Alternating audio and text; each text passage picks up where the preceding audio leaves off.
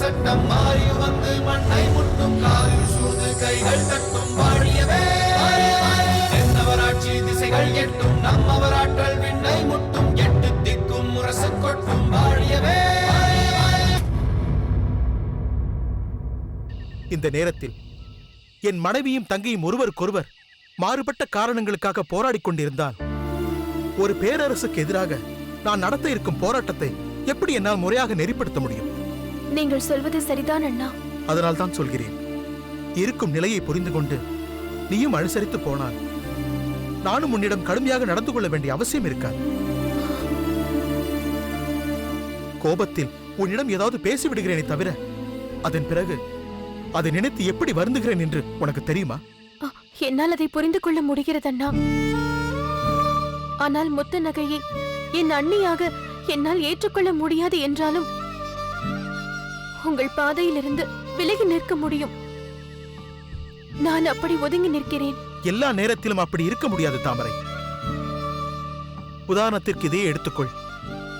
ஒருவன் ஒரு பெண்ணை மணந்து வரும்போது அவன் பிறந்த வீட்டைச் சேர்ந்த ஒரு பெண் ஆரத்தி எடுப்பது நம் நாட்டில் காலம் காலமாக செய்து கொண்டிருக்கும் மரபல்லவா?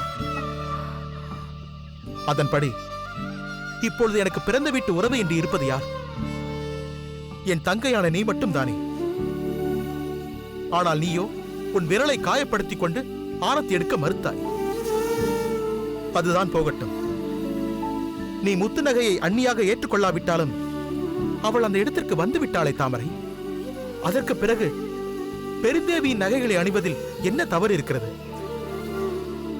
அதை அணியக்கூடாது என்று எதற்காக நீ தடுக்கிறாய்? தாமரை, நடந்தவை நடந்தவையாகவே இருக்கட்டும். அதை நம்மால் மாற்ற முடியாது. ஆனால் சூழ்நிலைக்கு தக்கபடி நம் கருத்துக்களை மாற்றிக்கொள்ளலாம். நான் உன்னிடம் சொல்வதெல்லாம் ஒன்றே ஒன்றுதான். நீ உன்னையும் வருத்திக் கொண்டு என்னையும் வருந்துபடி செய்யாதே. என் போராட்டத்திற்கு துணையாக இல்லாமல் போனாலும் தயவு செய்து தடையாக இருக்காது. இதுதான் இந்த அண்ணன் உன்னிடம் வேண்டி கேட்டுக்கொள்வது.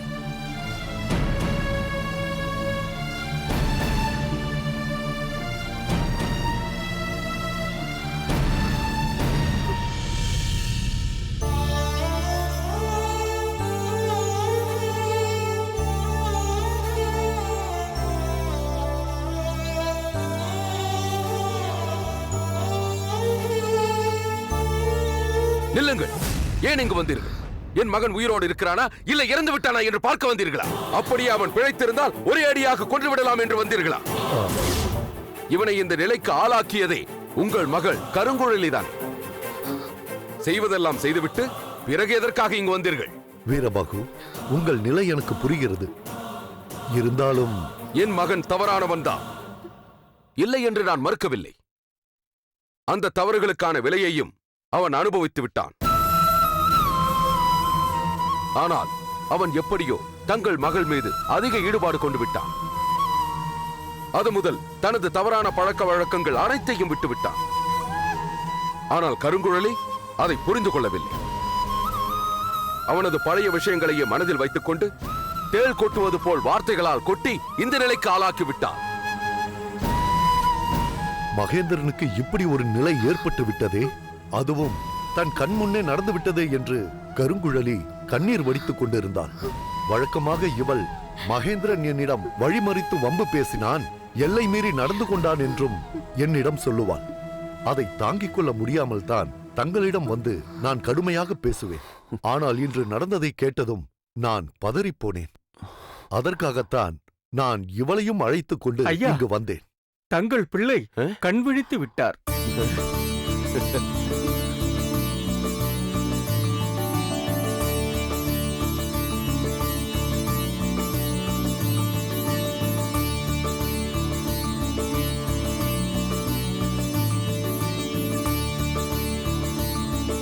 தங்கள் மகன் ஆபத்தான கட்டத்தை தாண்டி விட்டார். மகேந்திரா, ஏன் இப்படி செய்தாய்? எதுவாயிருந்தாலும் என்னிடம் சொல்லியிருந்தால் ஏதேனும் செய்திருக்க மாட்டேனா? இவன் இப்பொழுதுதான் மறுபிறவி எடுத்தது போல் கண் விழித்திருக்கிறான். இந்த நேரத்தில் தாங்கள் எதுவும் பேச வேண்டாம். மகேந்திரா, நீ கண் விழித்தது கண்டு எங்கள் நெஞ்சமெல்லாம் மகிழ்கிறது. நீங்கள் என்னை பார்க்க வந்தீர்களே, அதுவும் உங்கள் மகளுடன் வந்தது எனக்கு மிகவும் மகிழ்ச்சி அளிக்கிறது. இங்கு என்னை அழைத்து வந்ததே கருங்குழலிதானே? மன்னிக்க வேண்டும். இந்த நேரத்தில் இவர் அதிகமாக பேசக்கூடாது. 2-3 நாட்களுக்கு போதுமான ஓய்வு கொள்ள வேண்டும். அதற்கென்ன, என் மகன் கண் விழித்தானே, அதுவே எனக்கு போதும். தீமையிலும் ஒரு நன்மை என்பது போல் என் மகள் கருங்குழலியின் மனம் மாறி இருக்கிறதே, அதுவே எனக்கு போதும்.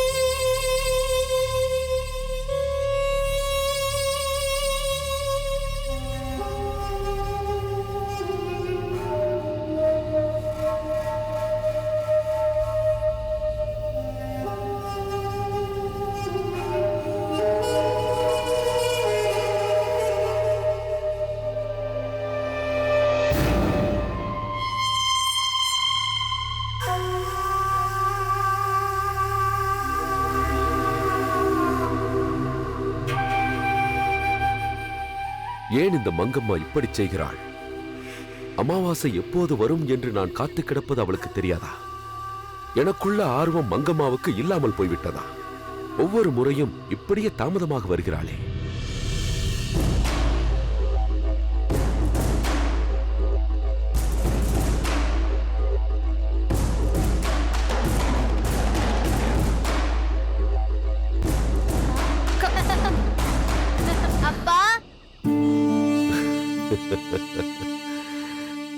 வா கண்ணே வா.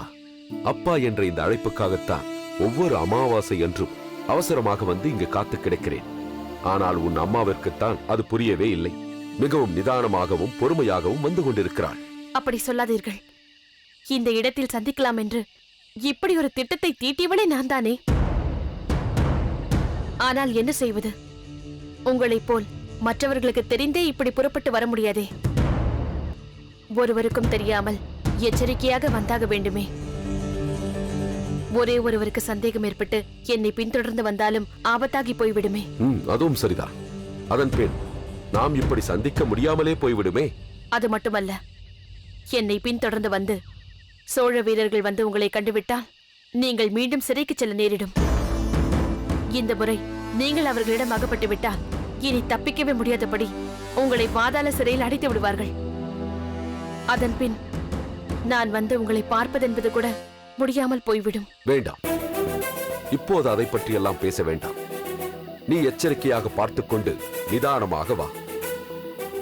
இந்த முறை யாரால் தாமதமானது? உங்கள் அருமை மகள் பூங்கோதையால் தான். என்ன என்ன, பூங்கோதை வந்து விட்டாளா?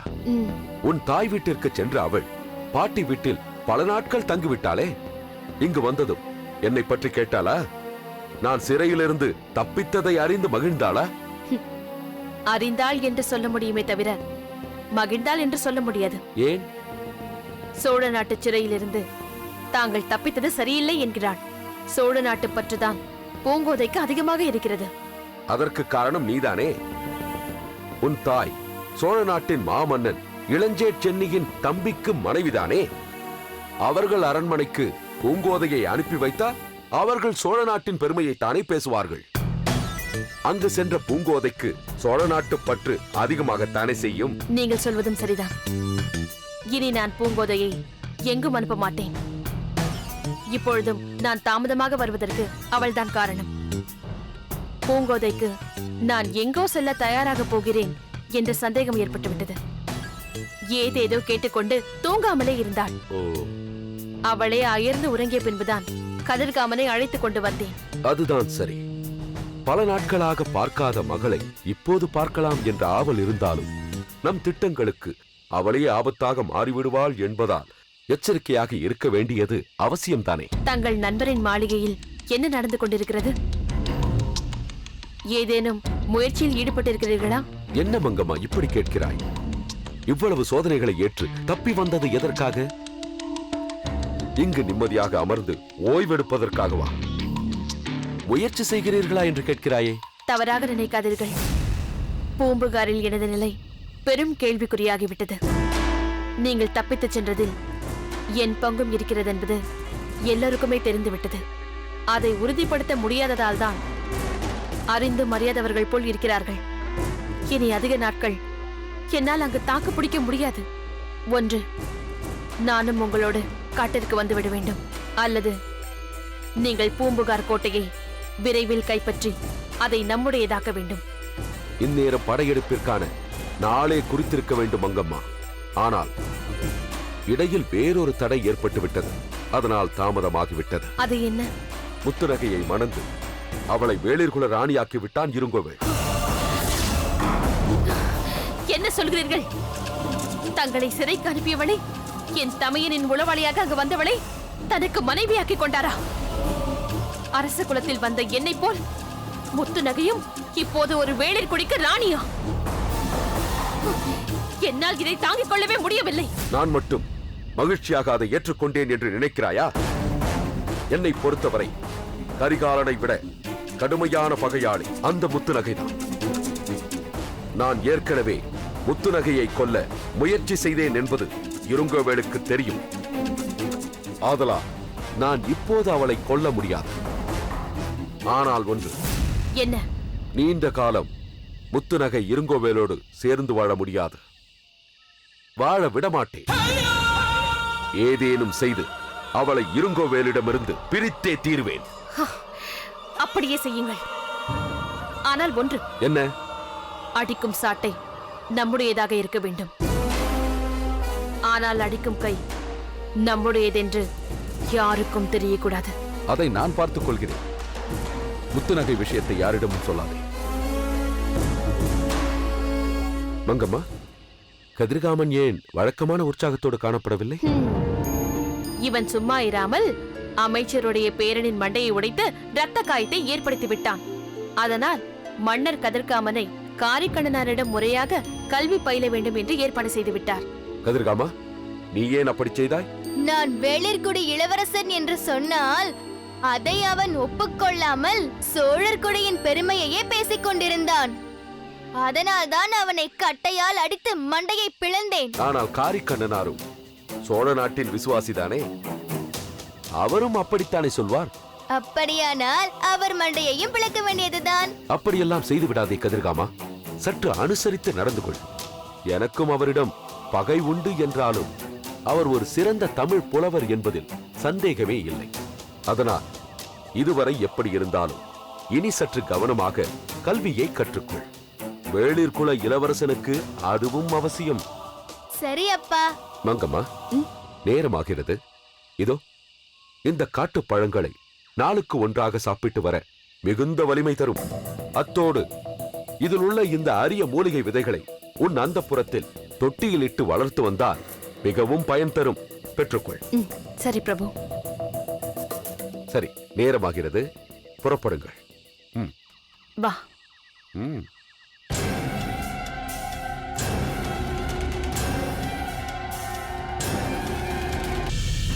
மன்னவா, வேளிர்களை எல்லாம் நேரில் கண்டு அடுத்து எடுக்க வேண்டிய நடவடிக்கை பற்றி பேசிவிட்டு வந்தீர்களே, அவர்கள் மனநிலை எப்படி இருக்கிறது? அவ்வளவு திருப்திகரமாக இல்லை சிந்தனையாரே. இதெல்லாம் சரியாக வருமா? கரிகாலனை நம்மால் எதிர்க்க முடியுமா என்றெல்லாம் சந்தேகப்படுகிறார்கள். இப்படியே இருந்துவிட்டு போய்விடலாமே, மீண்டும் எதற்கு பிரச்சனையில் அகப்பட்டுக் கொள்ள வேண்டும் என்றெல்லாம் நினைக்கிறார்கள். வேளிர் குடியின் வீரம் என்பதே இவர்களை விட்டு போய்விட்டதா? தன்மானத்தோடு தனி ஆட்சி நடத்த வேண்டும் என்ற எண்ணமே இவர்களுக்கு இல்லையா? எல்லோரும் அப்படித்தான் என்று சொல்லிவிட முடியாது செந்திலையாரே. சிலருக்கு நாம் மீண்டும் தனியரசாக வேண்டும் என்ற விருப்பம் இருக்கிறது. ஆனாலும் நமக்கு இப்போது இருக்கும் பலம் போதாது. எங்கெங்கோ சிதறியிருக்கும் வேளிர்கள் பலம் அனைத்தையும் நாம் ஒன்று திரட்ட வேண்டும். வல்லரசை வீழ்த்தும் அளவிற்கு நாம் முழுமையான வலிமையை பெற்றுவிட்டோம் என்ற நம்பிக்கை ஏற்பட்ட பிறகுதான் நாம் படையெடுப்பை பற்றியே சிந்திக்க வேண்டும் என்கிறார்கள். அவர்களது கருத்தும் சரியானதுதான். ஆமாம், இந்த முறை தங்களோடு விஜயபூபதியும் வந்திருந்தாரே, அதனால் ஏதேனும் பலன் இருந்ததா? என்ன அப்படி கேட்டு விட்டீர்கள்? இங்கே எங்களுக்குள் என்ன பிரச்சனை இருந்தாலும் சென்ற இடத்தில் என் நண்பன் என்னை விட்டுக் கொடுத்து விடுவானா? சென்ற இடமெல்லாம் என்னுடைய சிறப்பை பற்றி தான் பேசிக் கொண்டிருந்தான். இருங்கோவேளின் தலைமையில் வேளிர்கள் அனைவரும் ஒன்றாக இணைவோம் என்றுதான் எல்லோருக்கும் அழைப்பு விடுத்துக் கொண்டிருந்தான். வேளிர்கள் அனைவரும் ஒன்றாக ஒரே கருத்து கொண்டவர்களாக மாறும் வரை நாம் தொடர்ந்து சென்று சந்திக்க வேண்டும் என்று தீர்மானித்திருக்கிறேன். செந்தலையாரே, படையெடுப்பு விஷயத்தில்தான் ஒருவருக்கொருவர் மாறுபட்ட கருத்துக்களை கொண்டவர்களாக இருக்கிறார்களே தவிர வேறு ஒரு விஷயத்தில் எல்லோருடைய கருத்தும் ஒரே மாதிரிதான் இருக்கிறது. என்ன அது? தாமரைக்கு ஏன் திருமணம் செய்யவில்லை என்பதுதான் அது. அவளுக்கு தகுந்த மணமகன் எங்கள் அரண்மனையில் இருக்கிறான், அவனை போய் பாருங்கள். என் மகன் இருங்கோவேலுக்கு மைத்துனனாக வேண்டும் என்கிறான், வந்து அவனிடம் பேசுங்கள். இப்படி ஆங்காங்கே ஒருவர் விடாமல் இது போன்று பேசினார்கள். இன்னும் சிலர் இருங்கோவேல் இல்லாத நேரத்தில் தனியே ஒரு கேள்வி கேட்டார்கள். என்ன கேள்வி? வேண்டாம் வேண்டாம், அதை சொன்னால் இருங்கோவேலுக்கு சங்கடமாக இருக்கும். எனக்கு தெரிய வேண்டும் என்பதற்காகவே பேச்சை தொடங்கிவிட்டாய். பிறகு இது வேறா? அதையும் சொல்லிவிடு. வேறொன்றுமில்லை, இருங்கோவேல் ஒரு திருமணத்திற்கு இரு திருமணமாக செய்து கொள்ளவில்லையா?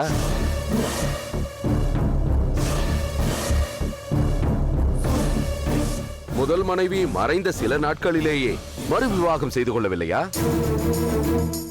அப்படி செய்பவர் திருமண வயதில் தனக்கு ஒரு தங்கை இருக்கிறாள் என்பதை எப்படி மறந்து போனார்? வழக்கமாக தாய் தந்தையர் இல்லாத குடும்பத்தில் ஒரு பெண் இருந்தால் அவளது அண்ணன் முதலில் தங்கைக்கு திருமணம் செய்து வைத்துவிட்டு பிறகு தன் திருமணத்தை நடத்திக் கொள்வது வழக்கம் அல்லவா? இருங்கோவேலுக்கு அந்த மரபெல்லாம் எப்படி தெரியாமல் போய்விட்டது என்று கேட்கிறார்கள். அவர்கள் கேட்டார்களா? இல்லை அவர்கள் கேட்பதாக நீயே இப்படி கேட்கிறாயா? எப்படி இருந்தால் என்ன?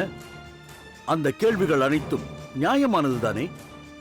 உலக நடைமுறையில் உள்ளதை தான் உங்கள் நண்பர் கூறுகிறார். எனக்கு மட்டும் என்ன செந்தலையாரே, தாமரைக்கு திருமணம் செய்யக்கூடாது என்ற எண்ணமா என்ன? அவளுக்கு தகுந்த மாப்பிள்ளை கிடைத்து விட்டால் அடுத்த முகூர்த்தத்திலேயே அதை நடத்தி விடலாம். ஆனால் அதற்கு முன் தாமரையின் விருப்பத்தையும் தெரிந்து கொள்ள வேண்டும் அல்லவா? செந்தலையாரே, நீங்கள் எந்த பெண்ணிடம் சென்று திருமணத்தை பற்றி பேசினாலும் அவர்கள் சொல்லும் முதல் வார்த்தை இப்போது எதற்கு எனக்கு திருமணம் என்பதாகத்தான் இருக்கும். இன்னும் சில பெண்கள் இதற்கும் மேலே சென்று என்னை உங்களை விட்டு சீக்கிரம் பிரிக்க பார்க்கிறீர்களா என்பார்கள். ஆனால் தாமரை அப்படிப்பட்ட பெண் அல்ல. தன் கருத்தை தெளிவாக சொல்லக்கூடியவள். நான் பூம்புகாரில் இருந்து அவளை அழைத்த பொழுது எவ்வளவு கடுமையாக நான் வரமாட்டேன் என்று என்னிடம் சொன்னால் தெரியுமா? இங்கு வந்த பிறகு தான் வந்த நோக்கத்தை நிறைவேற்ற எவ்வளவு முயற்சி செய்து கொண்டிருக்கிறாள் என்று தெரியுமா? அதனால் நீயே செல், அவள் மனதில் என்ன இருக்கிறது என்று கேள். செந்தலையாரையும் என்னையும் விட உன்னிடம்தான் அவள் மனம் விட்டு பேசுவாள். நீயே இந்த அளவிற்கு சொல்லும்போது நான் மறுப்பேனா? இப்போதே சென்று தாமரையிடம் பேசுகிறேன்.